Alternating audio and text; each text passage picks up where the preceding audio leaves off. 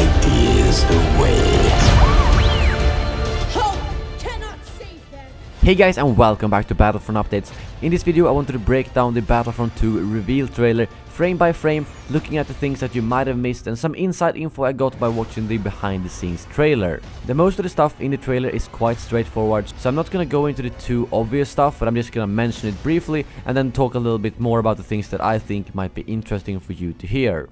So it starts off with First Order TIE fighters taking off from Starkiller base at the same time as we can hear Iden say, "I've waited 30 years for this," referring to the fact that the campaign actually spans between the Return of the Jedi to The Force Awakens. We can of course see the standard First Order troopers with their F-11D blasters in the same clip. Then we move back in time to just before the campaign starts at the destruction of the second Death Star, and we can see Iden on an Imperial Raider corvette, which seems to be her standard ship, and she has her droid with her, which we also got a better glimpse of at the behind the scenes trailer that they showed to us at Star Wars Celebration. We could actually see them playing with the droid and controlling it, so this is going to be sort of like a companion for Iden that you can control during the campaign and possibly in the multiplayer if she will be there. In this scene we see a pretty weird ship at the Death Star, which I honestly don't really recognize.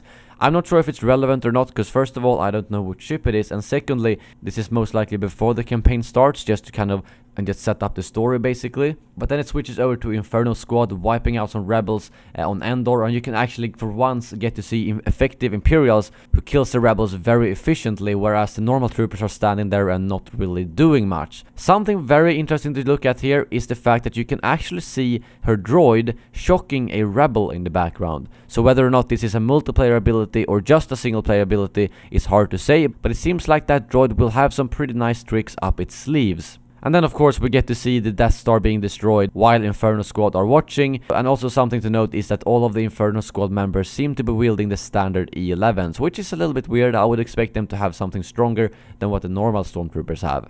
And then it kind of moves on. The Imperials are escaping the aftermath of the second Death Star, and I'm assuming they're regrouping again to actually put up a fight against the Resistance. And then it switches over to this clip where we can see TIE fighters after the Millennium Falcon at Mass Castle on Takodana, which is again a little bit strange because these are not First Order TIE fighters, but they are normal TIE fighters. So I'm not sure if this is part of the campaign somehow, or if this is from a multiplayer match. We also get to see a standard space battle in the original trilogy with X-Wings, TIE fighters, and actually Y-Wings as well. So hopefully Y-Wings will be playable in this game. But now comes the very interesting stuff. We keep hearing the Emperor's voice, although he is dead at this point. This is where this red guy comes in. A Sentinel droid. This is actually something from a comic, and it's like a droid that's kind of pre-programmed with commands from the Emperor. I'm not sure exactly how the Sentinel droids work, and the fact that they actually give her commands after he's dead, because that must mean that it's some sort of AI in them and it isn't just pre-programmed commands. But we actually got a chance to see the Sentinel droid in a close-up in the behind-the-scenes trailer, and it really did look like Emperor Palpatine in some sort of weird red suit. So at first I was like, what the hell did I just see? But then I spoke to Alex from Star Wars Explained, who told me that this is a Sentinel droid basically.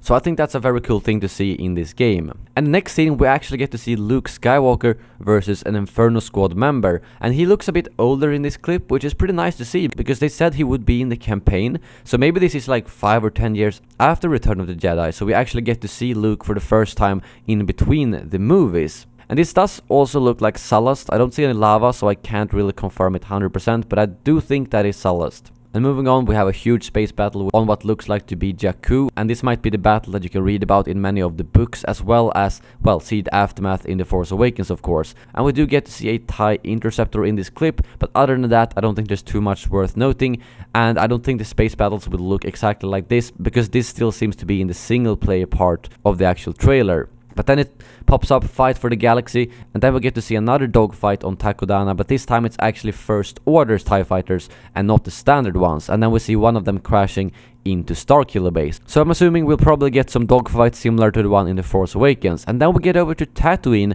where we can actually see Mos Eisley, a very requested location from the community. And I guess the two things worth noticing here is the land speeder, which I'm assuming will be in the game, and the Ronto. So maybe we will actually have a living environments on the maps that actually affects the gameplay. In the current game, There's a lot of living things moving around, but those are very small and you can't actually interact with them, whereas a Ronto on the battlefield would make a quite big difference, and I'm pretty sure if they stomp on you, you will die.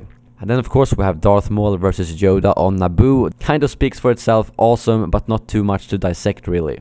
And then of course the same clip as the leaked trailer from with Rage running on Takodana, and then the Tauntaun headbutting a snowtrooper on Hoth. But this clip is a little bit longer, and it actually looks like it could potentially be Han Solo riding that Tauntaun. It's a very similar outfit and the same blaster, but we don't see his face, so it could just be a rebel basically. But it would be pretty cool to ride a Tauntaun with Han Solo and shoot people with his blaster. And then we get to see another space battle, which seems to be at an Imperial space station with a docked Star Destroyer. Doesn't really reveal much else than an A-Wing, so we're still looking at the same ships we have in the current game, but I'm assuming they might want to save some of those for future reveals. And then of course we end the trailer with a really nice clip of Kylo Ren force pulling a Resistance fighter and then cutting him down on Starkiller base. But that is all for this analysis. I'm sure I missed some stuff in the background, but I tried to look into all the details and most of it is quite apparent, so I didn't want to make this video too long if I don't actually have interesting things to talk about. But as always, if you guys spotted something that I missed, feel free to leave a comment below, as I would love to make another video talking about all the stuff that I missed in this trailer and of course all the information around the reveal in general. But thank you very much for watching, and as always, may the Force be with you.